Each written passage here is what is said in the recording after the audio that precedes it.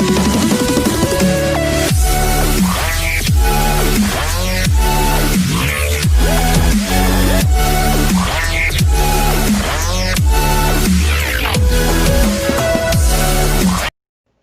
guys, and welcome to my YouTube channel. Our topic for today is about high blood pressure. But before that, please don't forget to subscribe and tap the bell button to keep you updated on my latest video. So about altapresyon. Sa Pilipinas, mahigit kumulang 15 million Pilipino ang may altapresyon o high blood pressure. Ito rin ay kilala sa tawag na hypertension. Ang saklaw ng normal na presyon ng dugo ay 120/80 pababa. Kapag ang presyon ay nasa pagitan ng 121/81 at 139/89, ito ay matuturing na high normal o mataas, ngunit hindi pa rin kaaba-abala. Subalit, kapag ang presyon ay umabot ng 140/90 pataas, ito ay maituturing ng altapresyon o high blood pressure. Tinaguriang silent killer ang pagkakaroon ng high blood pressure, sapagkat hindi lahat ay nakakaranas ng mga sintomas. Kadalasan, kapag naapektuhan ng kondisyong ito, ang pasyente ay maaaring makaramdam ng pananakit ng batok, pagkahilo, pagbigat ng ulo, at marami pang iba. Walang pinipili ang altapresyon. Kahit ang mga nasa edad na 18 anyos lamang ay maaaring magkaroon nito. Kadalasan, nagkakaroon ng mataas na presyon ng dugo kapag hindi malusog ang paraan ng pamumuhay ng isang tao. Ilan sa maaaring magdulot ng kondisyong ito ay labis na pag-iinom ng alak, paninigarilyo, hindi pag-exercise, at labis na pagkain ng maalat at matatabang pagkain. Bukod pa sa mga ito, ang mga posibilidad na magkaroon ng altapresyon ay posible ring namamana mula sa mga magulang. Kapag ang altapresyon ay ipinagsawalang bahala, maaaring magkaroon ng iba't ibang sakit gaya ng atake sa puso, ng stroke, at sakit sa bato. Upang hindi na humantong sa mga ganitong kalagayan, magpasuri agad sa doktor upang mabigyan ng karampatang lunas ang altapresyon. Kadalasan, tumataas ang presyon ng isang tao kapag hindi malusog ang kanyang pamamaraan ng pamumuhay.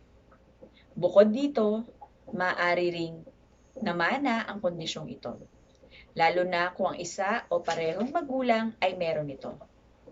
Upang makaiwas sa pagkakaroon ng altapresyon, alamin natin ang mga iba't ibang mga sanhi nito.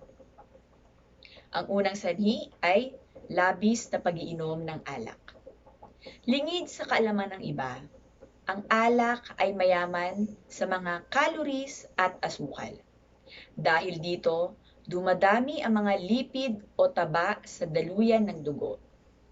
Kapag sumobra na ang mga ito sa katawan, mapipinsala ang mga daluyan ng dugo gaya ng artery at titigas ang mga ito kalaunan.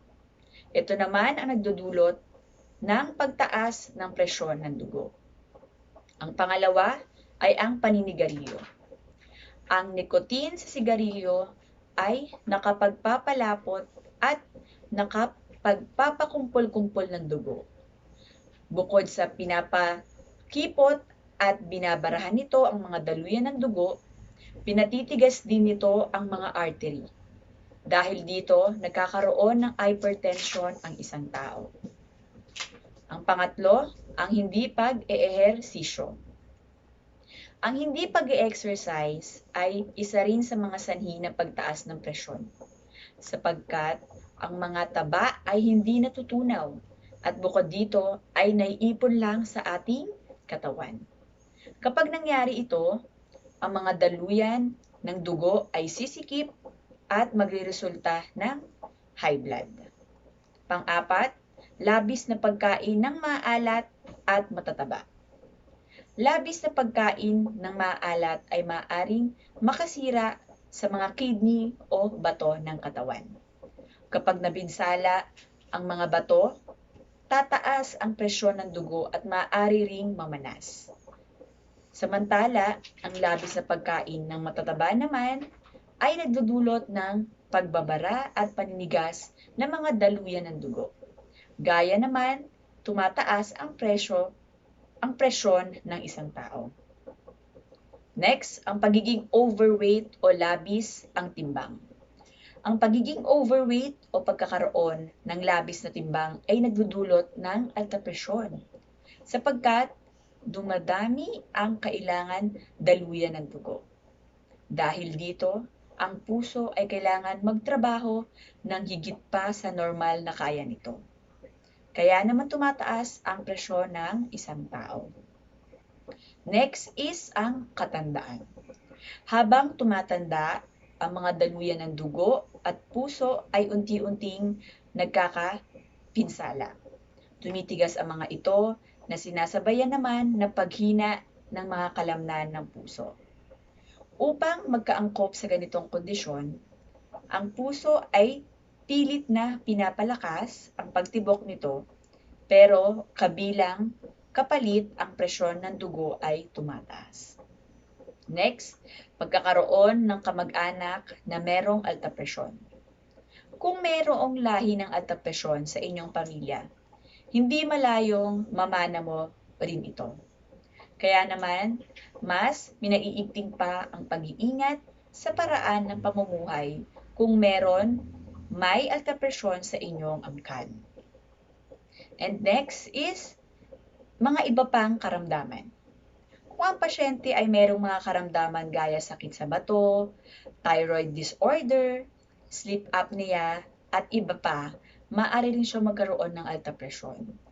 Kung hindi magagamot ang mga sakit at karamdamang ito, ang presyon ng dugo ay patuloy na tataas. Ang mga nabanggit ko ay sanhi na maaaring magdulot ng long-term high blood pressure o pangmatagalang altapresyon. Subalit, may ilang mga bagay na maaaring makapagpadulot ng panandaliang pagtaas ng presyon. Kasama na dito ang pagdanas ng stress, kakulangan sa pagkatulog, pagkagalit, init ng panahon, at pagkapagod. Nito. So, ano ba yung mga sintomas? Karaniwang sintomas ng altapresyon o high blood pressure ay ang mga sumusunod. Yung pananakit ng batok, pagkahilo, at pagkabigat o pananakit din ng ulo. Bukod sa mga nabanggit, maaari ring makaranas ng mga sumusunod na sintomas kung ang presyon ng dugo ay masyado nang mataas. Yung panlalabo ng paningin, yung pananakit ng dibdib, hirap sa paghinga, irregular na pagtibok ng puso, pag-ihi na may kasamang dugo, parang may pumipintig sa dibdib, sa leeg, or sa may tenga. Mataas ang posibilidad na magkaroon ng altapresyon o high blood pressure ang nabibilang alinman sa mga sumusunod na grupo. Ang una ay ang edad na 65 pataas. Ang kadalasang naaapektuhan ng altapresyon ay ang mga nasa edad na 65 pataas, sapagkat ang mga daluyan ng dugo ay medyo matigas na at ang mga kalamnan ng puso ay medyo mahina na din. Subalit, maaaring magkaroon ng high blood pressure ang mga kabataan, lalo na kung ipinanganak silang may problema sa puso o yung labis na hindi malusog ang paraan ng pamumuhay. And next is yung mga kalalakihan. Ayon sa pag-aaral, ang mga kalalakihan ay mas naapektuhan ng altapresyon kaysa sa mga kababaihan. Itinuturing dahilan ito ang mas madalas sa pagkakaroon ng bisyo ng mga kalalakihan. Next, ang mga African or American. Kung ang lahi ng isang tao ay African or American, mas madali siyang magkaroon ng mataas na presyon. Ayon sa mga mananaliksik, ito ay dahil sa kanilang genes at dahil ang ibang mga gamot na ginagamit para sa altapresyon ay hindi mabisa para sa kanila.